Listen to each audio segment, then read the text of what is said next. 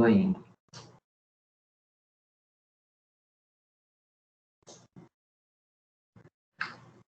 Gente, vocês conseguem ver se já está gravando? Sim, está gravando. Já. Bom dia para todo mundo. Essa aqui é uma aula de licitações e contratos administrativos do curso de Direito da Campinas. Nós vamos dar continuidade ao roteiro das aulas 10 e 11. Eu acho que é a segunda ou terceira parte, lá no finalzinho dele. E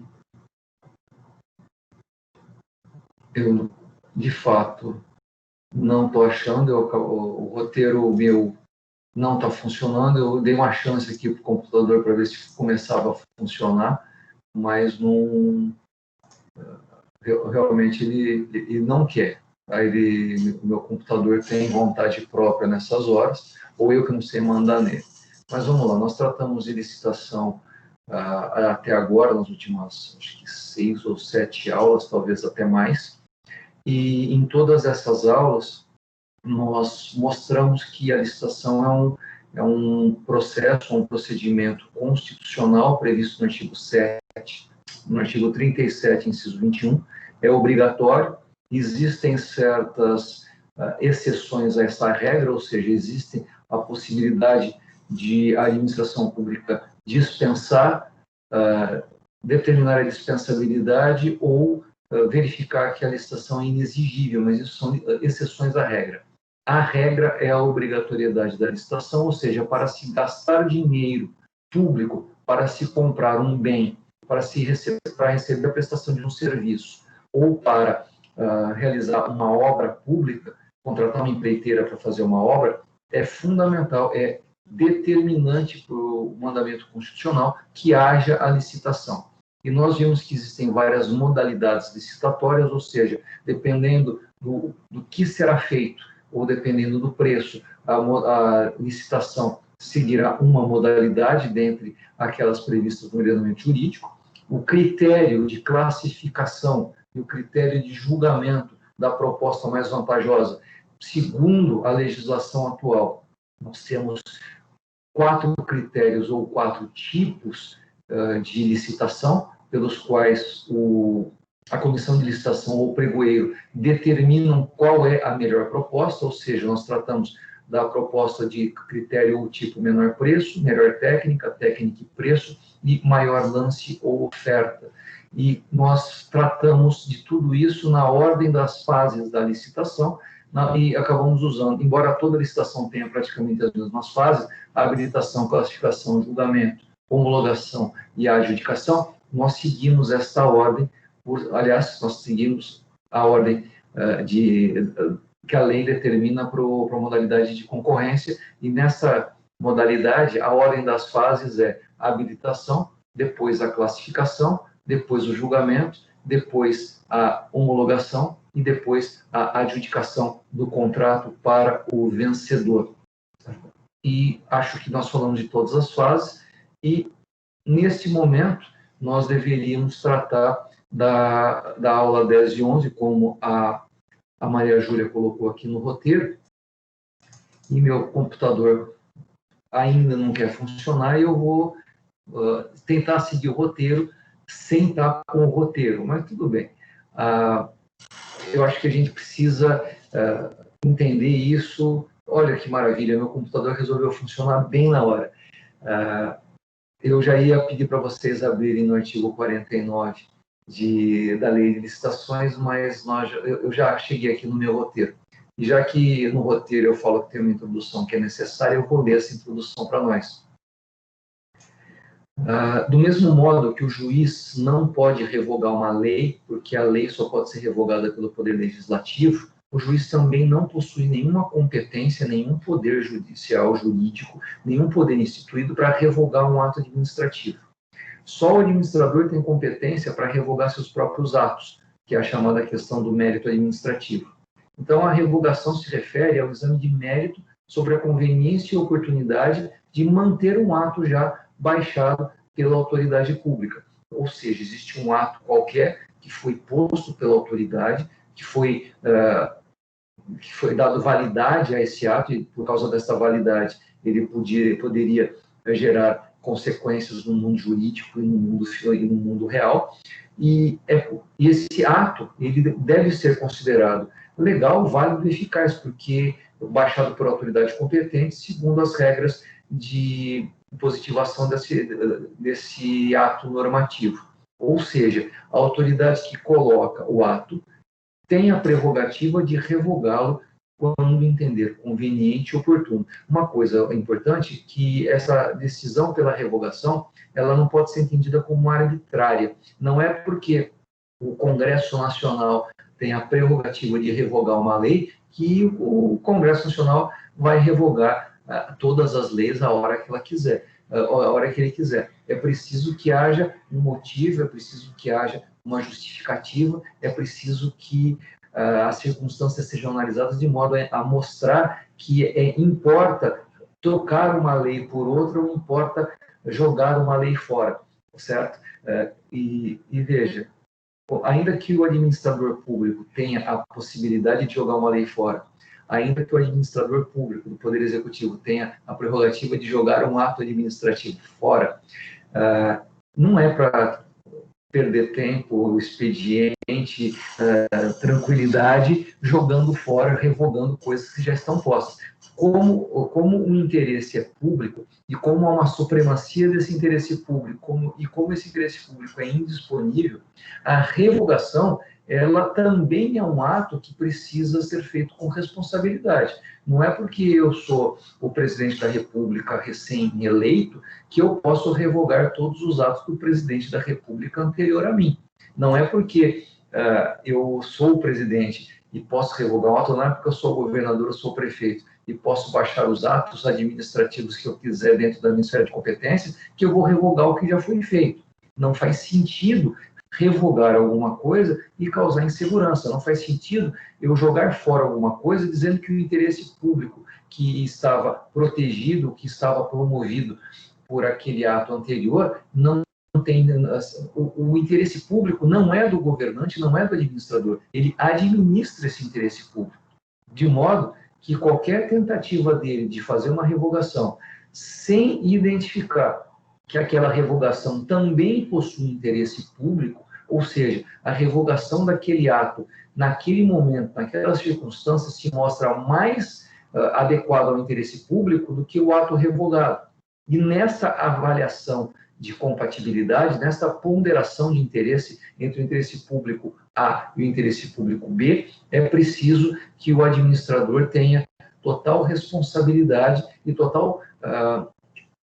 veja, nós aprendemos em ato administrativo no primeiro bimestre que todo ato administrativo, qualquer que seja ele, possui 5 elementos. Nós estamos falando da autoridade competente para fazer qualquer ato. Mas, veja, o ato de revogação é um ato administrativo e deve ser baixado pela autoridade competente. Mas esse ato de revogação que extingue na modalidade ex nunc um ato anterior, ele também precisa ter a forma correta, ter motivo. A motivação deve ser apresentada e deve ter finalidade pública. Se por acaso uma revogação for feita de maneira diferente, ou seja, que não possua qualquer um desses 5 elementos, o ato de revogação poderá ser invalidado até mesmo pelo judiciário. Poderá haver uma nulidade judicial, porque aquele ato de revogação não contou com os 5 elementos. E tem até aquele 6º elemento presente nos novos artigos da Lei de Introdução às Normas do Direito Brasileiro, que é a proporcionalidade. Ou seja, quando um ato de revogação é feito, é preciso que esse ato de revogação mostre, explicite por que está melhor, por que está mais adequado revogar do que manter o texto normativo anterior.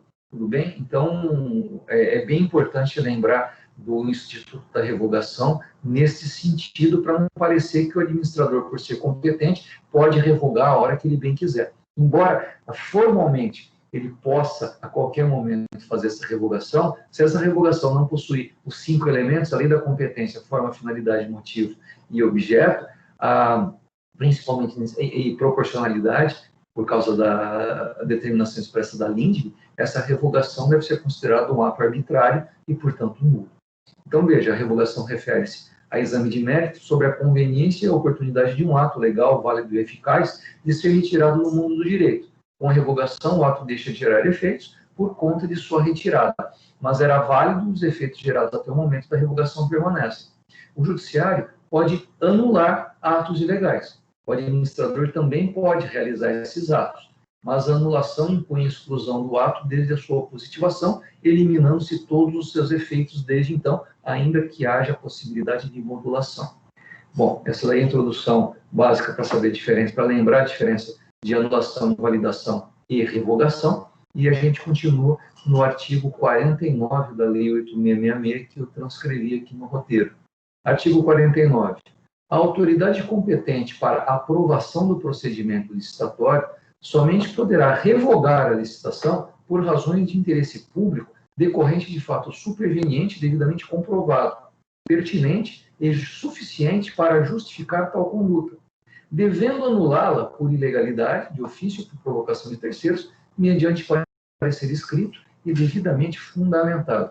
Ou seja, a revogação da licitação pode acontecer a qualquer momento, mas para que a revogação seja considerada lícita, é preciso, conforme o caput do artigo 49, que haja um interesse público que determine, que imponha a revogação, e é preciso que haja um fato superveniente, ou seja, o administrador público verificou a necessidade de realizar a licitação pública e, após determinar o início do processo licitatório, o processo seguiu, chegou até o seu final, ou seja, nós temos uma licitação pronta e acabada, todas as fases aconteceram, e depois de tudo isso, está pronto para assinar o contrato administrativo, mas um fato superveniente, uma nova circunstância se apresentou, uma circunstância completamente fora da capacidade de previsão ou da capacidade de organização, ou seja, não foi algo que o administrador fez, não foi algo que o administrador causou, mas foi uma circunstância que surgiu e que, se esse fato estiver comprovado e for demonstrado que é pertinente e suficiente para justificar aquela conduta, deverá haver a revogação. Eu vou dar um exemplo, talvez seja o exemplo mais simples que eu tenho. Vamos imaginar que eu sou de uma cidade qualquer, nós temos na nossa cidade uma secretaria de obras e o trator quebrou e não dá para consertar. Ou tem um caminhão de obras e o caminhão quebrou e é impossível consertar. Virou sucata. Pô, teve um acidente e deu perda total. Nós precisamos de um novo caminhão. Vamos comprar esse caminhão. Bom, para comprar caminhão ou para comprar qualquer bem, está lá no artigo 37, inciso 21, a obrigatoriedade da licitação pública. Está determinada a necessidade de comprar o caminhão, está aberta o processo licitatório na sua fase interna, o edital é confeccionado, o administrador público pede que o advogado público verifique a legalidade do edital, verifique se o contrato administrativo, se a minuta está em ordem, inicia-se o procedimento licitatório com a publicação do edital e temos todas as fases. Ao final, sei lá, de repente foi a compra por meio de um pregão e se determinou ao longo do processo licitatório de pregão que determinada concessionária de caminhões venceu a licitação, é só fechar o contrato e ir lá buscar o caminhão. Mas, assim, depois que terminou a licitação, um empresário da cidade, muito famoso, muito rico, ou um empresário que chega na cidade e quer fazer uma política de boa vizinhança com a prefeitura, fica sabendo da necessidade do trator e faz uma doação do trator para a cidade. Então, de repente, ele faz a doação sem ninguém saber, ou ele, de repente, faz a doação com televisão, com jornal, todo mundo saber como ele é bonzão e fez essa doação. Bom, de qualquer forma, o município recebeu de graça o caminhão que havia feito um processo licitatório para adquirir. E no processo licitatório ficou identificada a necessidade de um caminhão. Bom, se a administração pública tem a necessidade de um caminhão e esse caminhão foi recebido em doação, significa que a necessidade do caminhão foi satisfeita. É um fato superveniente. A administração pública ganhou o objeto da licitação, de modo que não há mais necessidade de gastar dinheiro com aquilo. Aquele dinheiro pode ser muito bem utilizado em outra necessidade pública. Numa situação dessa, existe um fato que determina, por interesse público, e está comprovado, o caminhão foi entregue, foi doado, não há motivo para continuar a licitação pública, não há motivo para gastar dinheiro com uma necessidade que já foi satisfeita. Nesta situação, a revogação é perfeitamente possível. Revogar apenas porque o interesse público determina, isso não faz sentido. Aliás, é uma discussão muito boa, eu na advocacia pública já vi isso algumas vezes e tive de judicializar a questão. Eu já participei de licitações públicas em que há algum problema, alguma questão complicada, assim, não há nenhum fato superveniente que imponha a revogação da licitação, mas o administrador que começou a licitação pública, vamos dar um exemplo complicado aqui, vamos fazer de conta que o exemplo é fictício. A licitação é feita e não é a pessoa que o administrador público queria que venceu a licitação. Ele buscava direcionar a licitação para um amigo dele, mas venceu uma outra pessoa. Como ele não é a pessoa que ele queria que vai ganhar, ele decide revogar a licitação por interesse público. Ora, qual é esse interesse público? Se esse interesse público não for identificado, se esse interesse público não for apresentado, se o fato superveniente que altera o interesse público inicial não for identificado, não existe possibilidade jurídica de revogação.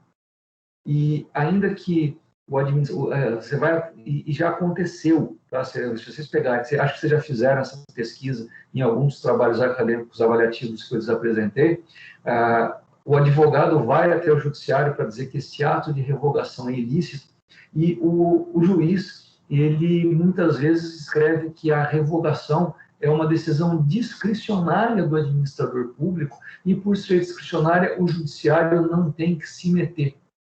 Tem que tomar cuidado, porque dessa decisão cabe agravo de instrumento e a gente vai para o tribunal, seja o Tribunal de Justiça, seja o Tribunal Regional Federal, e o tribunal tem o dever de reformar essa decisão, porque ainda que o ato de revogação seja discricionário, a discricionariedade tem que ser feita dentro da lei. Se a revogação não seguir o que está determinado no segundo artigo 49, ou seja, se não identificar que há um novo interesse público, que esse novo interesse público surgiu por fato superveniente comprovado, que esse interesse público, esse novo interesse público, esse novo fato superveniente, ele justifica a revogação. Se isso não for identificado, não há motivo para revogação. A revogação é ilícita, porque permanece a necessidade pública de aquisição daquele bem ou de contratação daquele serviço objeto do processo licitatório. Se vocês entenderam, espero que sim. Se não entenderam, me avisa aqui no chat, fala alguém aí alguma coisa que a gente retoma e eu tento explicar de uma outra maneira. Bom, enquanto isso, eu dou continuidade. Artigo 49 está dizendo também que a autoridade competente para a aprovação do procedimento licitatório poderá, ou melhor, deverá anular esse procedimento por ilegalidade, seja por conta própria, autotutela, ou por provocação de terceiros, mediante parecer escrito e devidamente fundamentado. Nada impede que o administrador público verifique que houve uma nulidade no processo e que essa nulidade deve ser identificada. Puxa vida, eu não reparei que aquilo estava errado, eu não percebi que havia uma nulidade gritante no processo licitatório. Vou anular, vou invalidar tudo. Sem dúvida alguma, é uma determinação, é uma imposição. O administrador público tem o dever, por autotutela, de anular todos e quaisquer atos que ele tenha realizado por força do dever de manter o estrito cumprimento do princípio da legalidade. Porém, nós já tratamos disso também anteriormente. No Brasil, a nulidade ou a invalidação de qualquer ato administrativo não basta que seja ilegal, não basta que isso afronte o ordenamento jurídico. É preciso que aquela afronta cause dano ao interesse público ou cause dano a terceiro. É preciso que haja alguém prejudicado pela nulidade para que aquele ato realizado seja declarado nulo e invalidado. Afinal de contas, nós temos o princípio, e nós já tratamos disso, toda a jurisprudência brasileira considera que a nulidade, que a anulação, só pode acontecer, só deve acontecer se identificado o dano, porque não há nulidade sem dano, ou como diz o jargão, ou o brocardo em francês, pas de nullité sans risque. Parágrafo 1º, a anulação do procedimento licitatório por motivo de ilegalidade não gera obrigação de indenizar, ressalvado o parágrafo único do artigo 59 desta lei. O vírgula ressalvado a gente trata daqui a pouquinho. Não existe direito subjetivo, não existe direito adquirido contra ato nulo. Se por acaso um ato é realizado, esse ato é nulo e aquilo me beneficia. Se por acaso depois aquele ato nulo for declarado nulo, e aquele ato que estava válido até aquele momento é retirado do ordenamento jurídico, eu não tenho direito adquirido a coisa nula. Então não dá para eu chegar até o administrador público e pedir indenização porque o ordenamento jurídico foi organizado segundo deveria. Eu estava me beneficiando de um ato nulo e eu não tenho direito a me beneficiar de um ato nulo. Eu não tenho direito de pedir indenização porque a realidade foi modificada. A realidade foi modificada porque devia ser feito do jeito certo, devia ser feito de acordo com o ordenamento jurídico, ok? Mas vamos imaginar que eu tenha realizado a prestação de serviços para a administração pública, ou seja, o contrato foi assinado, eu já estou trabalhando no contrato faz um ano e eu não recebi ainda, mas eu estou trabalhando, porque eu venci o procedimento licitatório, estou prestando serviço há um ano para a administração pública, e após um ano de trabalho, não sem receber um tostão por aquilo, o administrador público declara a nulidade do processo licitatório, e como a nulidade causa eliminação dos efeitos ex tunc, faz de conta que nada do que aconteceu depois daquela declaração de nulidade existiu. Veja, o processo licitatório foi declarado nulo, logo a adjudicação do contrato nunca deveria ter acontecido, o contrato nunca deveria ter assinado, eu nunca deveria ter prestado serviços de acordo com as previsões de um contrato nulo. Ou seja, tudo é nulo. Porém, segundo o disposto no parágrafo único do artigo 59, está dito que mesmo que o contrato seja nulo, se houve prestação de serviço, se houve realização de entrega de produtos, se houve a construção de alguma obra, esses custos decorrentes da prestação de serviço, da entrega de mercadoria ou da realização da obra devem ser indenizados pelo administrador. Afinal de contas, a administração pública não deve se locupletar ilicitamente das realizações feitas pelo contratado, que depois de um certo tempo, embora o contrato seja nulo e a partir daquele momento não deva mais realizar absolutamente obra, prestação de serviço ou entrega de mercadoria alguma, ele realizou o serviço, ele realizou a empreitada, ele entregou a mercadoria e ele deve ser indenizado por aquilo que ele realizou. E o critério de indenização é o mais justo possível, o valor que foi acertado naquele contrato nulo, ok? Isso é uma questão que, particularmente, é muito importante. E, assim, na prática das licitações públicas, o artigo 59, parágrafo único, acaba sendo importante. Eu vou dar um exemplo que é bem interessante. Eu tenho, na advocacia pública, uma situação mais ou menos assim. Um cliente meu ganhou um processo licitatório e ficou prestando um determinado serviço para uma administração pública por 4 anos. E após 4 anos, na verdade, em regra, os contratos administrativos eles podem ser renovados automaticamente de maneira livre, porém não pode ultrapassar, na regra geral, 60 meses ou 5 anos de contrato.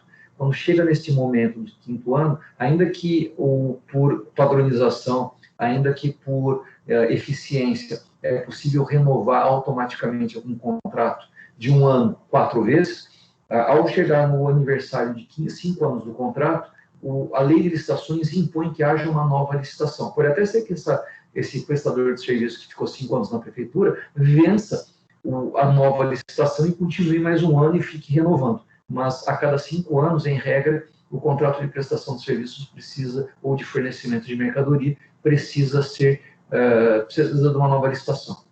Mas em contratos de serviços de software, tecnologia de informação, informática, são 48 meses, são 4 anos.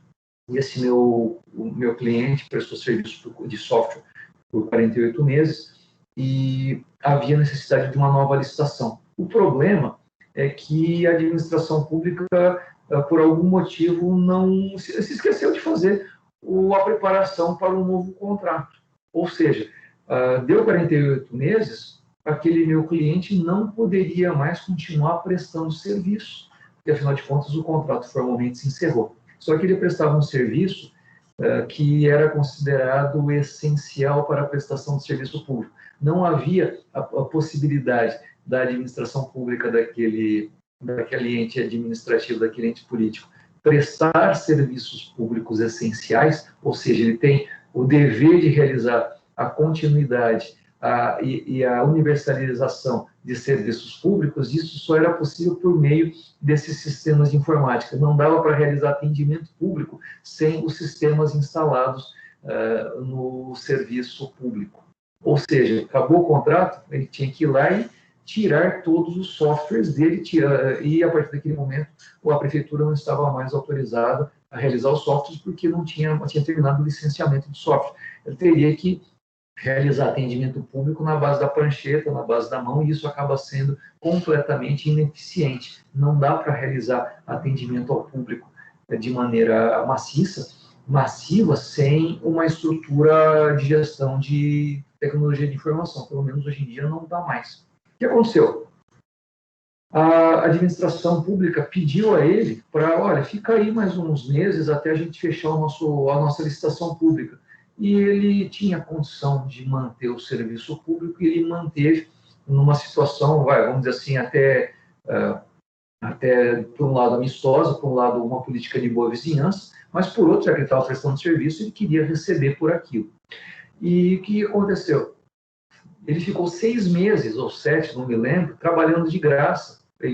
Porque a administração pública não tinha como pagar pelo serviço, porque o contrato dele tinha terminado, e fica meio complicado determinar a contratação daquela pessoa de maneira emergencial. Não cabe muito, né?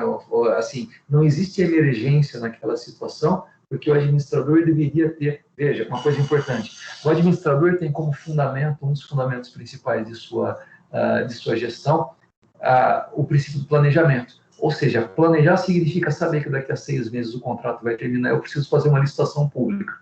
Ou seja, como ele não fez o planejamento, como ele não fez o contrato, fazer uma dispensa, uma dispensa de licitação alegando urgência, alegando emergência, é simplesmente o carimbo comprovando que o administrador público não realizou o planejamento, é o carimbo provando que o administrador fez coisa errada, que ele foi um mau administrador. E também se verificar por que ele fez isso, né? Qual o interesse, por que o interesse público não foi realizado, e talvez até questionar se houve probidade ou improbidade na falta de planejamento. Quer dizer, de repente, na falta de planejamento, na verdade, ele esperava fazer aquilo para beneficiar alguém que fosse contratado emergencialmente por um preço mais alto ali na frente. Bom, depois de 6 meses sem existir um prestador de serviço oficial para aquele ente político, houve licitação, um outro fornecedor venceu, e aquela entidade administrativa, aquele ente político, olhou para o meu cliente e falou assim, olha, você trabalhou para nós por 6 meses, e eu só tenho que te agradecer, obrigado, mas eu não tenho como te pagar porque eu não tenho como registrar o pagamento para você. Como você não tem formalização, etc., eu não posso fazer nada, passar bem. E aí eu fui acionado, ajuizei uma ação de cobrança, pela qual eu pedi que aquela administração realizasse a indenização do pagamento, porque, afinal de contas, houve a prestação de serviço, não dava para parar. A administração pública contestou, alegando que o meu cliente não estava obrigado a realizar a prestação de serviço, prestou o serviço porque quis, estava dentro da sua autonomia de vontade, não houve nenhum pedido formal, não havia nenhuma exigência no sentido de que ele teria que ficar lá, então a administração pública não poderia ser responsabilizada por ele ter ficado lá prestando serviços públicos em nome da prefeitura, agora eu falei que é a administração municipal, em nome da prefeitura para os seus cidadãos. E o juiz da comarca, ele deu improcedência do pedido, ele na sua sentença determinou que não havia nenhuma determinação legal no sentido de impor à administração pública que pagasse pelos serviços prestados naquele momento, porque, afinal de contas, o serviço não estava formalizado, não havia contrato, e pela autonomia da vontade, o meu cliente poderia parar a execução dos serviços a qualquer momento. Houve apelação e o tribunal, por unanimidade, entendeu que a administração pública municipal havia se locupletado ilicitamente do dever de indenizar o prestador de serviço pela realização de serviços públicos essenciais, que era a função do administrador prestar. E que, ainda que o contrato fosse nulo, como diz o artigo 59, parágrafo único, há o dever de indenizar aquele que presta serviço como alguém de boa-fé. E era justamente a situação. Toda essa situação, todo esse cenário que acontece na realidade, e aconteceu, estou contando um caso do qual eu participei, ou seja, é um caso não só verídico, mas eu sou testemunha da ocorrência dele, e existe a possibilidade, sem dúvida alguma, de anulação, e independentemente dessa anulação, que só pode acontecer se houver dano a alguém, ao interesse público ou a terceiro, e caso haja a anulação, e ainda que não haja obrigação de indenizar a nulidade, se por acaso a pessoa realizou serviços em nome do interesse público, esses serviços deverão, essa entrega de bens ou essa obra deverá ser indenizada integralmente, ok? E parágrafo 3º, parágrafo 2º, né? Se por acaso tudo que acontece na nulidade extingue tudo que veio em seguida na linha do tempo. Então, se houve o desfazimento do processo licitatório por nulidade, óbvio, se o procedimento licitatório é nulo, o contrato do qual ele decorre também vai ser considerado nulo. Eu vou dar um exemplo que não tem nada a ver com o processo licitatório, mas eu acho que cabe melhor na cabeça de quem faz curso de Direito e tem, talvez, interesse de prestar um concurso público. O primeiro concurso público no Brasil para Defensoria Pública da União, ele foi anulado pelo Poder Judiciário. Só que essa nulidade, por sentença transitada em julgado, aconteceu muito tempo depois do processo do concurso público para provimento de cargos para defensor público da União ter terminado. Ou seja, houve o processo administrativo de concurso público, houve a determinação da classificação, houve a nomeação dos classificados, eles tomaram posse, eles passaram a atuar na Defensoria Pública e, um tempo depois, houve um processo judicial, aliás, houve um processo judicial logo em seguida a realização do concurso público, e o judiciário determinou que aquele concurso público era nulo e pelo direito. Ora, se o concurso é nulo, todas as nomeações e posses decorrentes daquele concurso também são, que causam a determinação de nulidade e de anulação, de extinção de todos os efeitos desde o início. Ou seja, aqueles servidores públicos, defensores públicos, agentes políticos do Estado foram retirados, assim, eles deixaram de ser defensores públicos e como se eles nunca tivessem sido defensores. Porém, durante todo o tempo em que eles atuaram, ficou mantido, porque, afinal de contas, não poderia haver a extinção desses efeitos. Não houve, todas as defesas que eles apresentaram foram consideradas nos processos judiciais, toda a remuneração que eles receberam, porque, afinal de contas, eles trabalharam, foi mantida com eles, etc. Ou seja, ainda que toda a nulidade induza a extinção de todos os efeitos ex tunc, algumas situações devem ser asseguradas em termos de indenização ou em termos de modulação dos efeitos. Parágrafo 3º. No caso de desfazimento do processo licitatório, fica assegurado o contraditório em ampla defesa. Veja, para que, se alguém levantar a situação de necessidade de anulação ou de novo interesse público que impõe a revogação, as pessoas que participam do processo licitatório precisam ser ouvidas. É preciso dar oportunidade a elas de que elas se manifestem com relação à presença das circunstâncias que imponham a revogação ou da presença das circunstâncias que imponham a invalidação, nulidade. No caso desse contraditório e ampla defesa, importa que a pessoa que vai se manifestar, ou seja, o vencedor da licitação, olha, então, senhor vencedor da licitação, a gente acabou de receber a informação aqui que acho que a gente vai ter que revogar, ou acho que a gente vai ter que anular esse processo licitatório. Você tem aí seu prazo, acho que 5 dias, para se manifestar a esse respeito. O que deve o vencedor do processo licitatório alegar? No caso de revogação, que não há interesse público decorrente de fato superveniente, pertinente o suficiente para justificar a revogação, ou seja, a revogação não se justifica e é preciso explicar isso, expor isso à administração pública. E no caso de nulidade, pode fazer 2 coisas. Olha, não é nulo de jeito nenhum, está tudo dentro da lei. Ou se você quiser fazer as 2 defesas, né, uma depois da outra, olha, ainda que seja nulo, não houve dano nem ao interesse público e não houve dano a nenhuma pessoa, assim, ninguém sofreu não houve dano algum para ninguém por essa anulação que impõe a convalidação do procedimento licitatório, porque, afinal de contas, sem dano não há invalidação possível no ordenamento jurídico brasileiro. Ok? Bom, não há nenhuma necessidade do edital prever as hipóteses de revogação e não há nenhuma necessidade do edital prever as hipóteses de invalidação. São prerrogativas da administração pública.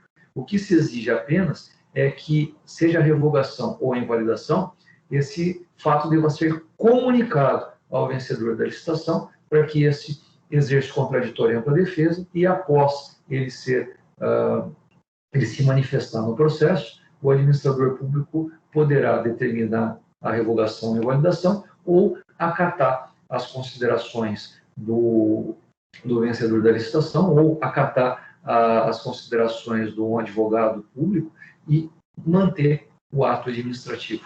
Tudo bem? Essas são as considerações gerais sobre revogação e invalidação do artigo 49. Mas acho que vale a pena a gente continuar aqui um pouquinho, ok? Item 2, revogação. Definição de Diógenes Gasparini. Desfazimento da licitação acabada por motivos de conveniência e oportunidades supervenientes. Notar o seguinte: desfazimento. A licitação é desfeita. Não se quer mais o resultado inicialmente esperado. B. A licitação acabada. Ou seja, segundo o autor, só pode revogar uma licitação que já chegou ao final. A revogação somente põe fim ao procedimento concluído, acabado. Durante o desenvolver do procedimento, nada se revoga, apenas desiste. Ou seja, se por acaso houver uma revogação do processo licitatório no meio dele, o nome disso não é revogação, o nome técnico disso é desistência. Já vou falar disso daqui a pouquinho. Vamos continuar com a revogação por enquanto. Motivo superveniente. O desfazimento deve ter por base situação, circunstância posterior à data de início da publicação do aviso do edital ou envio do convite, posterior à data de início da fase externa de licitação. Só dá para revogar uma licitação que já começou, que já terminou e que o motivo superveniente aconteceu após o processo licitatório ter iniciado. Quando houve a identificação da necessidade, começou-se a fazer a licitação, é preciso que o motivo superveniente venha depois. Consequências da revogação.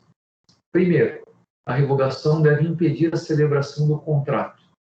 Atenção, se o contrato for assinado, fica complicadíssimo você revogar uma licitação, porque a licitação vai até o contrato e o contrato é assinado. Se o contrato for assinado, não faz mais sentido revogar a licitação, porque a licitação já se exauriu. Não dá para você revogar algo que já causou o seu efeito principal, causou suas consequências determinadas pela legislação. Ou seja, eu não tenho...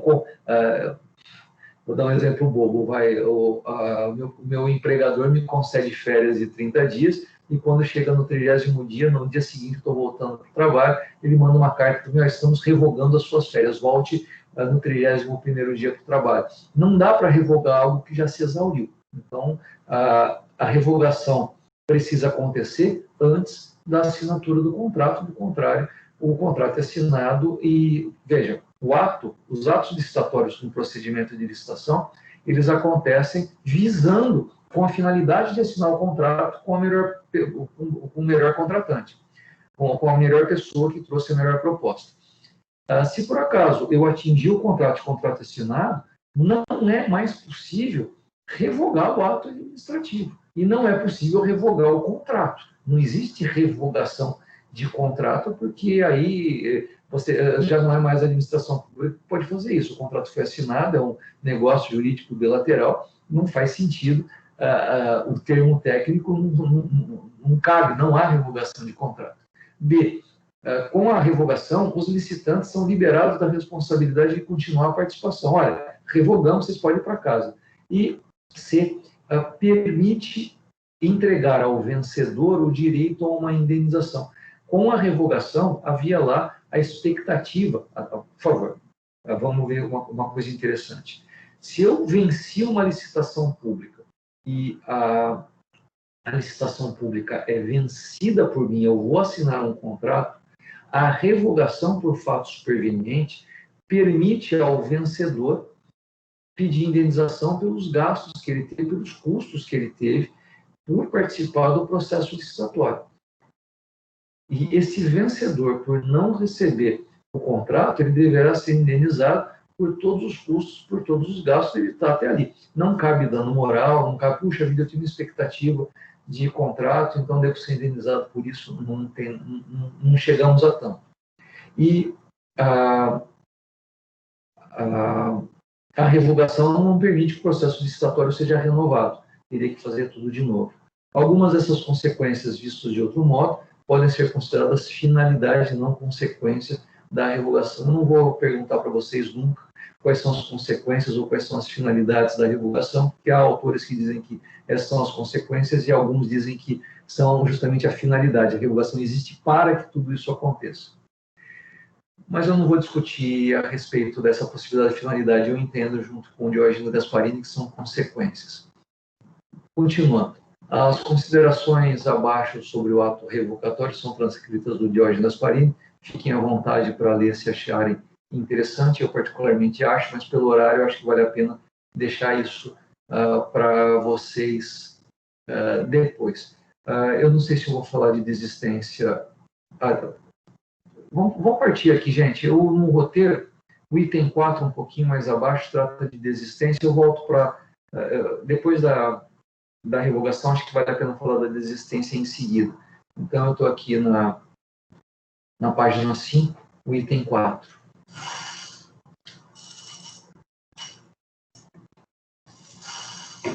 A revogação e a invalidação não se confundem com a desistência da licitação. Não dá para confundir invalidação com desistência, mas revogação com desistência dá para confundir. A desistência, quando a entidade licitante, antes do final da licitação, ou seja, ainda não há adjudicação do contrato, ou não há fase da homologação, ou seja, nós temos fases da licitação que terminam ou com homologação ou com adjudicação, dependente da modalidade, e antes disso acontecer, o administrador público renuncia ao prosseguimento. Ele interrompe o processo licitatório por desistência. Ou seja, a desistência ela é exatamente igual à revogação, porém ela acontece durante o processo licitatório. Terminou o processo licitatório, chama revogação. Aconteceu antes de chegar ao final, chama desistência. E o motivo da desistência é qualquer que seja, desde que de interesse público e superveniente ao início do processo licitatório. Acho que isso aqui é um exemplo do Diógenes Gasparini. Deve, por exemplo, o município desistir da licitação em andamento para aquisição de 1.200 caixas de laranja se um mérito agricultor se propõe a doá-las. Conseguido o objeto da licitação, mesmo que por outros meios, não há sentido lógico nem jurídico para o prosseguimento da licitação. Aliás, sua continuidade em tais casos seria ilegal, dada a ausência de interesse público. Veja, eu não vejo, assim, Por que nós temos que dizer que desistência é durante o procedimento licitatório e revogação é ao final? Eu não faço a menor ideia.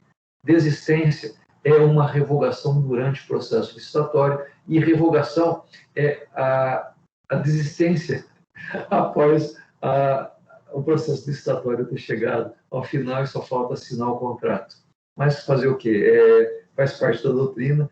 Eu, particularmente, não vejo problema algum se um dia um juiz ou uma autoridade pública qualquer determinar a revogação do processo licitatório no meio. A gente vai entender como desistência, mas são basicamente a mesma coisa, e a desistência ela segue exatamente o entendimento da revogação nesse sentido. E vamos ler aqui para entender isso dessa maneira mesmo. Na desistência, qual é a diferença fundamental? Na revogação, o único que tem direito a alguma indenização é o vencedor do processo, porque todos os outros já perderam. Mas se eu tenho, sei lá, na fase de classificação, eu tenho 10 classificados, e eu vou abrir vou melhorar isso. Eu tenho 10 habilitados, e esses habilitados foram todos para a fase de classificação. E antes de abrir o envelope, antes de eu saber qual é a melhor proposta, eu desisto da licitação. Nesse caso, todos os licitantes foram apanhados pela desistência e todos eles têm direito a uma indenização. Assim é porque a abertura de um procedimento dessa natureza e a consequente convocação de interessados para apresentarem propostas para o negócio de seu interesse hão de ser havidas como sérias, como de resto devem ser todos os comportamentos públicos. Ademais, não pode a entidade licitante causar danos a alguém sob pena de ter de indenizar. E a desistência, por não ser da natureza da licitação, causa danos aos proponentes.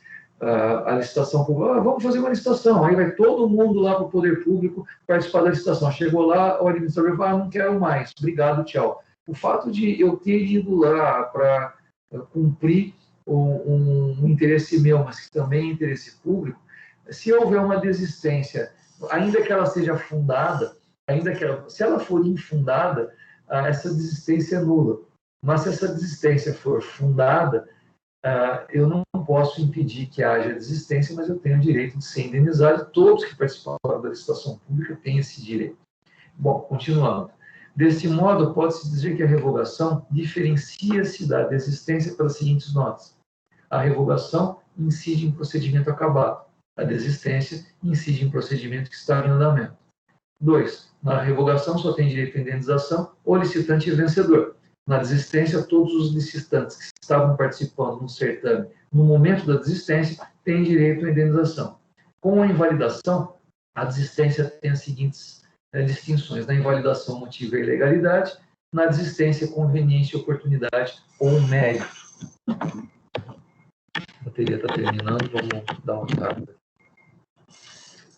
Na invalidação, ainda que seja no transcorrer do procedimento, refaz-se o certame ou a parte invalidada e a subsequente, enquanto na desistência, o fim é indefinitivo. A desistência da licitação é ato da autoridade que determinou sua abertura. Não cabe, portanto, à comissão de licitação, que nem sequer deve ser consultada para tanto, pois não lhe cabe opinar sobre decisões da alta administração.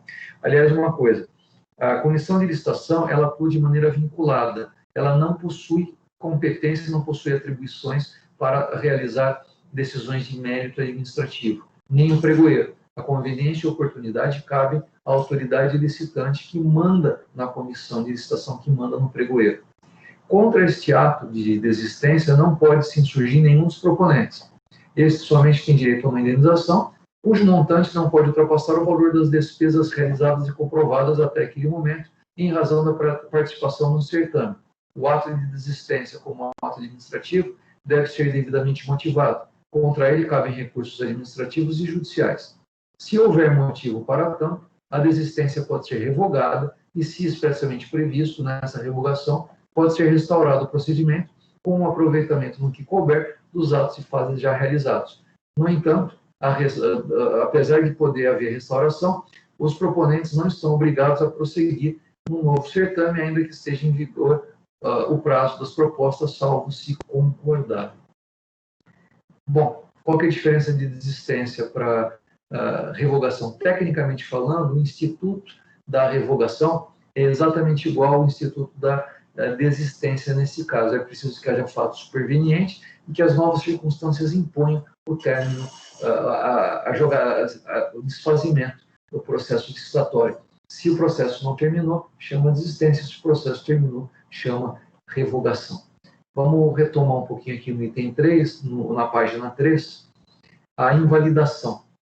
Trata-se de desfazimento da licitação acabada por motivo de ilegalidade. E isso significa que a invalidação ela precisa acontecer numa situação de ilegalidade, afronta o ordenamento jurídico, uma lei não é seguida, um princípio não foi realizado, a estrita legalidade, ou eficiência, ou a moralidade não foram observados.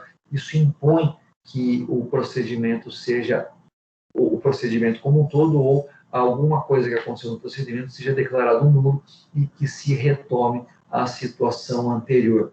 A nulidade do procedimento licitatório impõe que haja um novo procedimento licitatório sem aquela nulidade.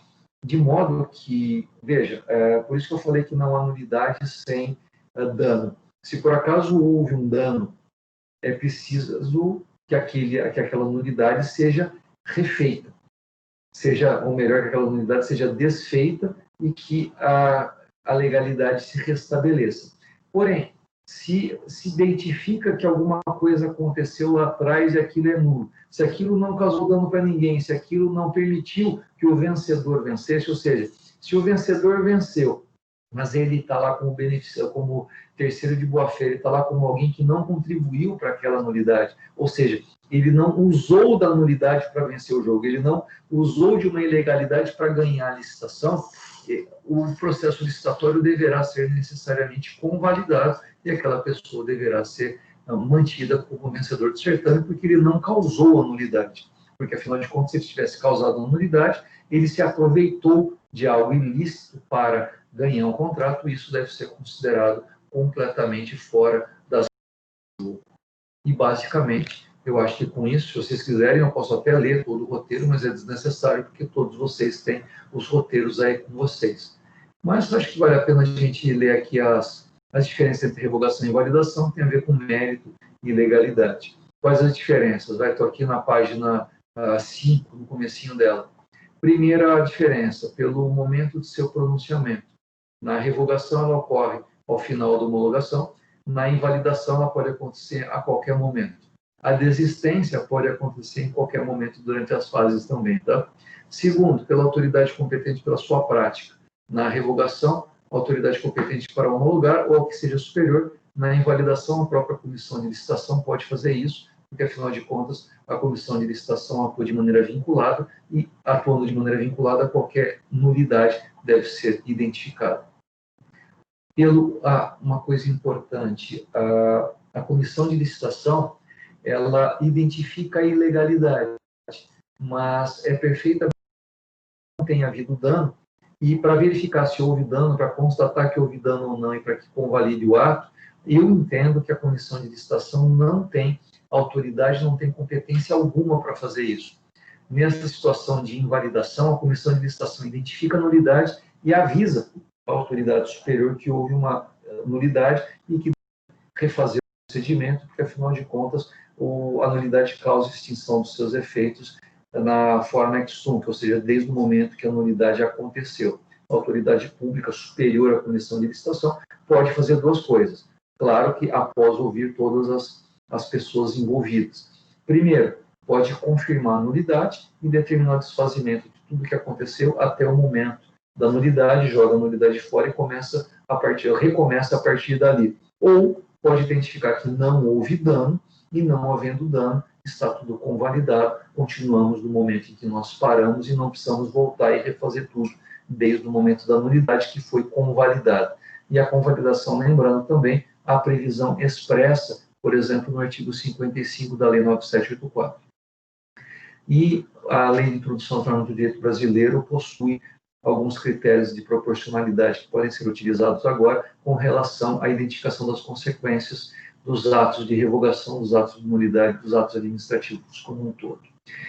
Terceiro, o objeto do desfazimento. Na revogação, desfaz-se a licitação. Na invalidação, o que é desfeito é apenas o ato ou a fase da nulidade e aquilo que for subsequente. Quarto, pela possibilidade de refazimento. Na revogação, não vai se refazer o ato, vai se extinguir, vai se desfazer o processo licitatório como um todo.